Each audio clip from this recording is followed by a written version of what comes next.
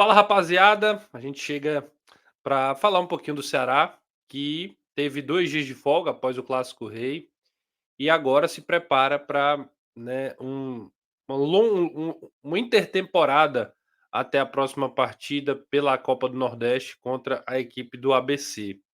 É uma partida que vai acontecer com muito espaço de tempo e é um tempo razoável para que o Mancini, junto com o departamento de fisiologia e departamento médico, coloque à disposição outros jogadores, alguns jogadores importantes, né, algumas contratações importantes para o restante da temporada.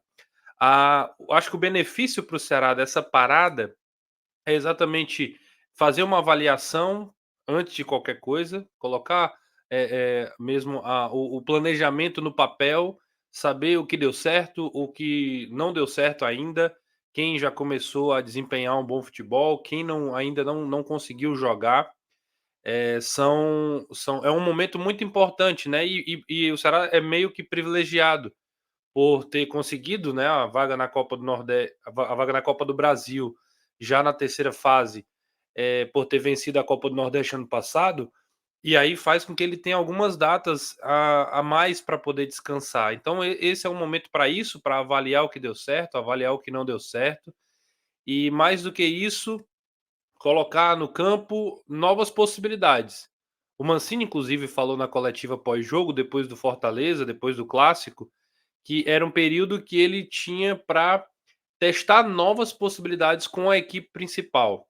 Ele até falou algo parecido com, eh a gente tem um jeito de jogar, mas o Ceará precisa ter dentro da partida mais de uma possibilidade, se adaptar aos desafios que aparecem ao longo de uma partida, que podem acontecer de uma partida. E só para a gente fazer um breve paralelo, para tentar entender o que é que o Mancini está falando, Fortaleza, por exemplo, dentro do jogo, não precisou fazer mudanças tão significativas, repor um zagueiro para ocupar um espaço, porque o Tinga podia fazer essa função. E mais do que versatilidade, a ideia é a adaptação de esquema. Sair de uma linha de 4 zagueiros, variando com a subida de um lateral, trocando para 3 zagueiros, uma saída de 3, ou quando está muito pressionado, ao invés de ter uma linha de 4, baixar um dos pontas, ou então um dos volantes, para fazer uma linha de 5 na primeira linha, variando de um 4-4-2, por exemplo, para um 5-4-1, ou então, sei lá, variando ali de um 4-2-3-1 para um 4-4-2 de forma mais imediata. E mais do que o sistema, são as funções dos jogadores dentro da partida, né? O Castro, por exemplo, contra o Fortaleza, desempenhou uma função diferente, inclusive, do que ele vinha fazendo nos outros jogos. Ele baixou muito mais. Ele até foi uma peça que não foi tão participativa ofensivamente, até pela configuração do jogo, mas ele foi muito importante na recomposição. E até me chama, abrindo parêntese, me chamou um pouco da atenção. No segundo tempo, o Mancini inverteu, né? Ele tirou um pouco da proteção que o Rai Ramos estava tendo do lado direito do campo. Não sei até que ponto isso pode ter interferido na evolução do Fortaleza ou na liberdade que o Machuca teve no segundo tempo. Mas o fato, aí voltando para o Ceará, especificamente essa variação, é o Mancini ter a possibilidade de, com as peças que ele tem dentro do campo, trabalhar uma nova configuração de acordo com o contexto do jogo. E pode parecer pouco, mas é um movimento importante para um time que está se construindo, que está em processo de construção. Já há uma clara, já é nítido como o Ceará joga hoje. O Ceará já tem um estilo de jogar, com 2 volantes que são construtores, que tem um meia central que tem qualidade no passe, 2 pontas que são mais rápidos, o Puga principalmente, mas que baixam para fazer a recomposição, que baixam para ajudar a cobertura nas laterais também. Esse jogo mais de extremo, né? Esse jogo menos de corredor e mais de canto de campo. E um jogador na frente, que é um central, um centroavante, que também baixa para marcar, mas que fica mais preocupado em ficar um pouco mais avançado. varia de um 4-4-2 para um 4-2-3-1 também. 4-4-2 porque vem o Puga e o Castro baixam para ficar na linha dos volantes, e aí o Recalde fica mais próximo ao Ailon ou ao Barcelô, quem quer que seja. Então fica num 4-4-2 quando o time adversário está rodando a bola de um lado para o outro, ou então no 4-2-3-1, dependendo de como a saída de bola do outro time também aconteça. É esse tipo de variação que o Ceará, o Mancini vai ter o tempo para encaixar, porque ele vai pegar adversários que vai sufocar, que vai empurrar ele para trás, porque vai ter qualidade de ultrapassar a linha. O Ceará vai pegar o Bahia, por exemplo. O Bahia tem essa característica de, com a posse de bola, encontrar os espaços, as brechas na defesa adversária. E você precisa estar posicionado corretamente para isso, se adaptando às variações. Mais uma vez usando o clássico que talvez tenha sido foi o maior desafio do Ceará no segundo tempo. Por exemplo, o Vojvoda colocou de 5 a 6 jogadores na última linha, na linha de ataque do Fortaleza. Quando você tem 6 jogadores ali na linha de ataque, você abre a defesa do adversário, porque praticamente cada jogador está preocupado com 2 jogadores, né? Cada jogador seu está preocupado com 2 adversários.